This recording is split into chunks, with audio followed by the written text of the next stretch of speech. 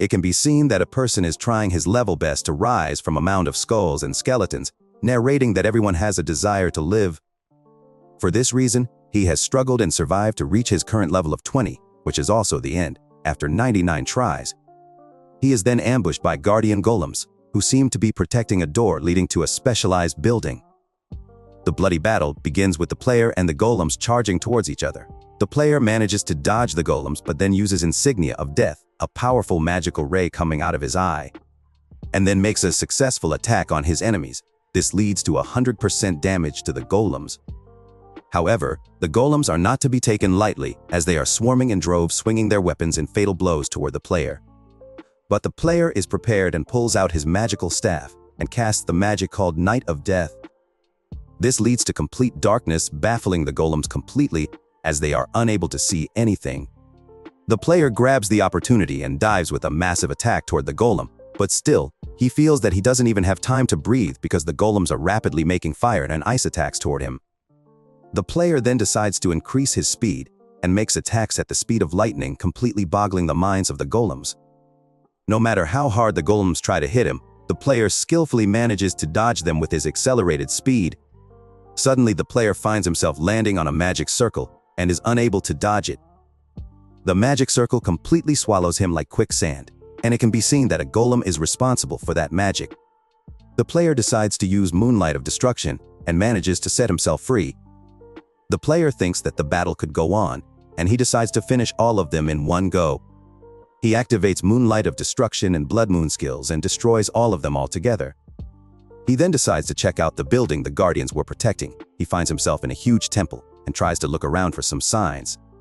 He wonders whether he will be able to finish his game here. However, a status window appears and informs him that in order to enter the boss room, at least 5 players are required. The information gave him a big blow because he was not ready for this shock. The window informs him that 1 player is confirmed, but now he has to find the rest of the 4 players.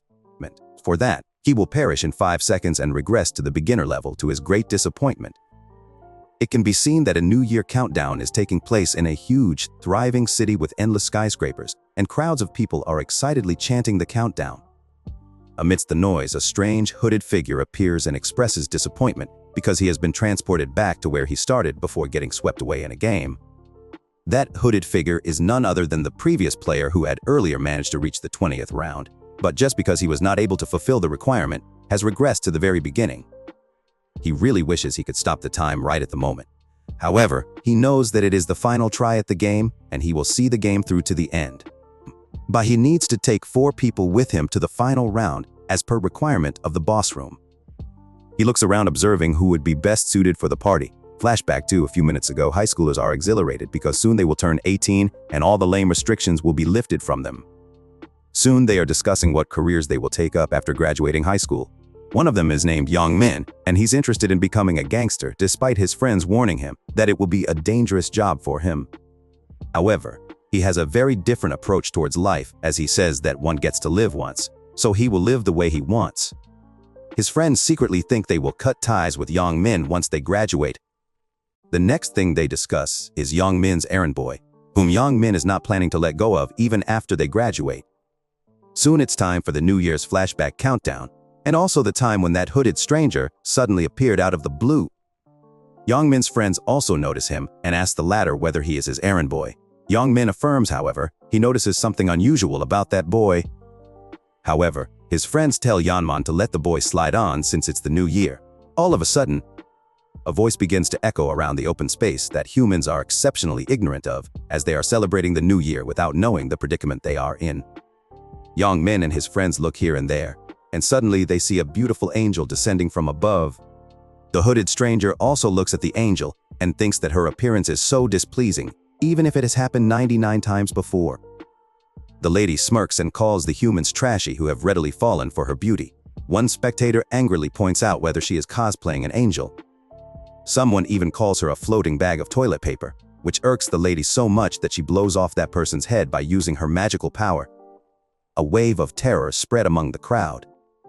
She then explains the situation the humans are stuck in, to the stranger's chagrin, who is dreading to hear the explanation again and again. The lady announces that they are commencing a game. She continues that, on the first of every month, for 20 rounds, humans will be spiritually transported into a new dimension to play a game.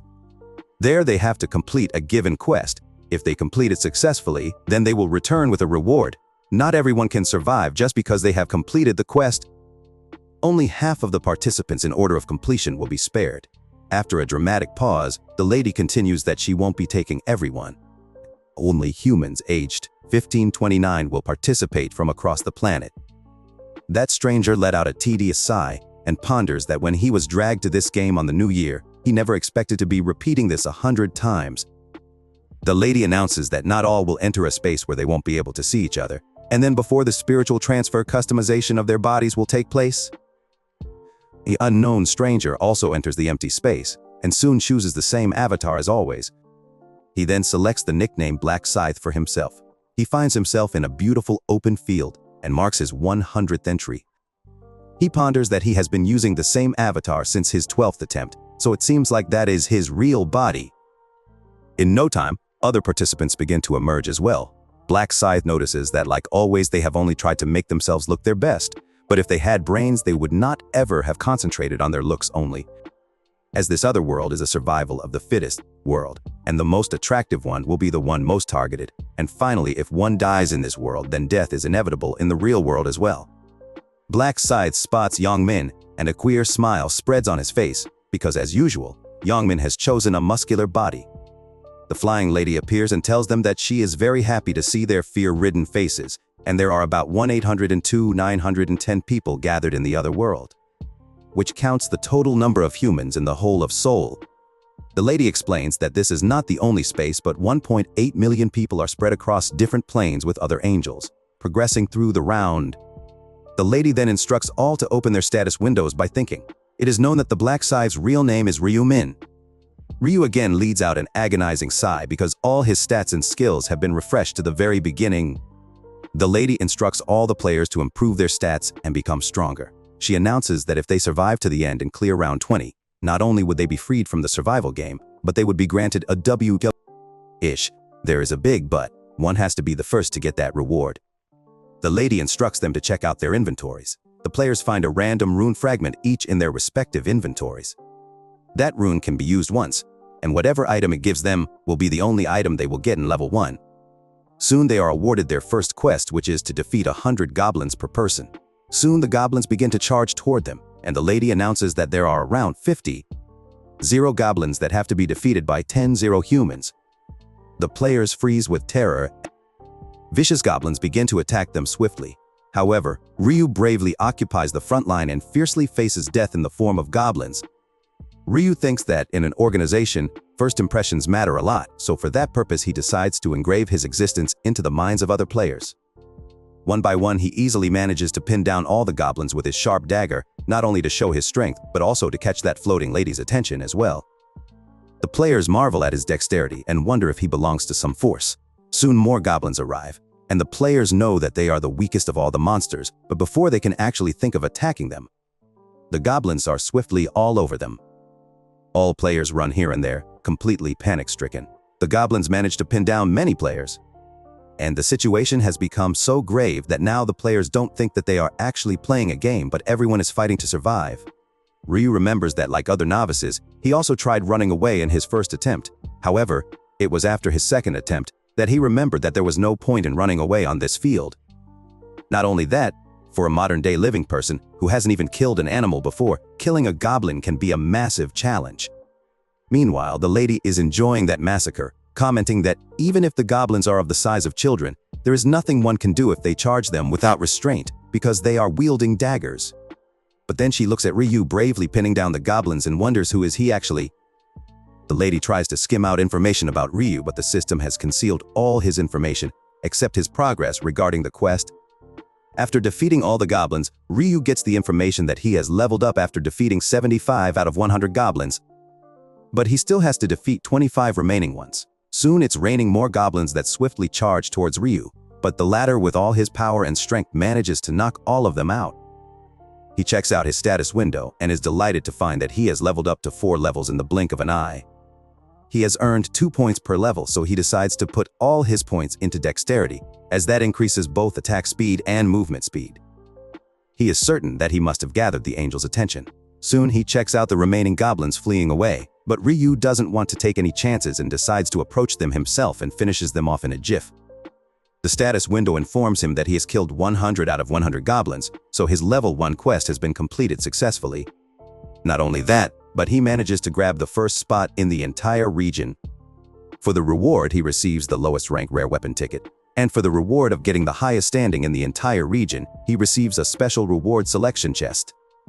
In order to use the ticket for the lowest weapon, he is given a choice of a menacing longsword, a stiletto, and a javelin. Ryu chooses the stiletto of type rare. That is the best dagger a beginner can obtain. He decides to hold on to the chest for later. He then uses the random rune fragment that gets automatically engraved to a player's body. He ponders that if he engraves it one more time, then he would be able to return infinite times. The status window displays a message that due to the vestige of the rune engraved in the soul, Ryu has been identified as a time traveler with a 100 travels. For this reason, he has managed to grab the title, Last Time Traveler. Ryu cries in amazement because he has been awarded with a one-time ability to resurrect, which is exclusive to priests. And even that skill has a limit of 30% maximum health recovered after resurrection. However, the resurrection ability he has acquired will put him at full health. Ryu is very excited to have an incredible card like Resurrection up to his sleeve. He then waits for others to finish up their first quest as well. He wonders how Youngmin is doing, and then suddenly spots him fighting bravely with the enemies. A serene smile appears on Ryu's face as certainty swipes over him that Youngmin will survive. The angel is yawning with boredom because the humans are being pitifully killed by the goblins slowly as the goblins outnumbered them. The woman decides to make things more exciting to the players' dismay, when suddenly the dead players and goblins begin to disappear. Not only that, she gives them the refill of 50 more goblins and urges the remaining players to kill them all. Soon the brutal bloodbath begins between the players and the goblins. It can be seen that Youngmin is not fighting the goblins by himself, but using his strength to make other players his shield against the goblins. Also, Ryu is sitting unconcerned in his halo of shield while the bloody battle is going on around him. Soon the goblins are gone, and the players look around surprisingly.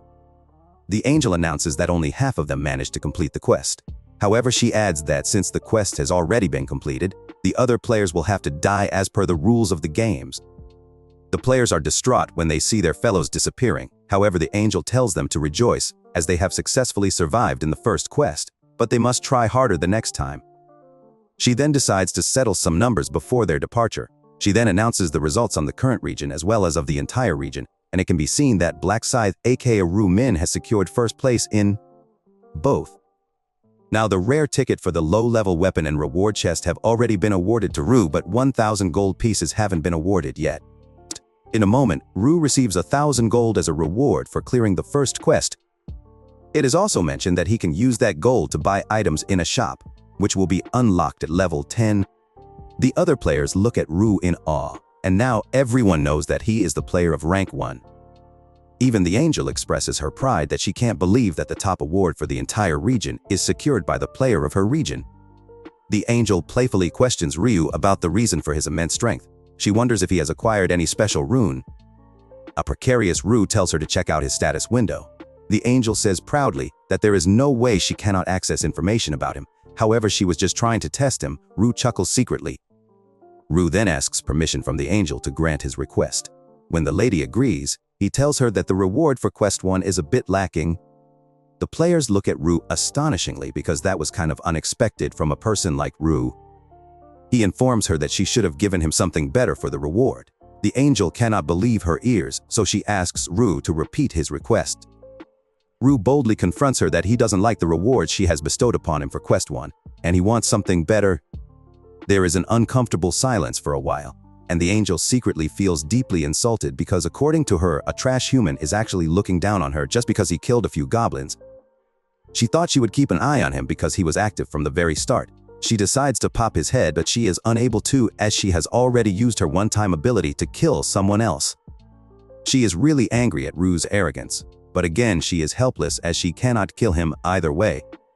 Then suddenly, an idea strikes her, and she knows exactly what to give Ryu.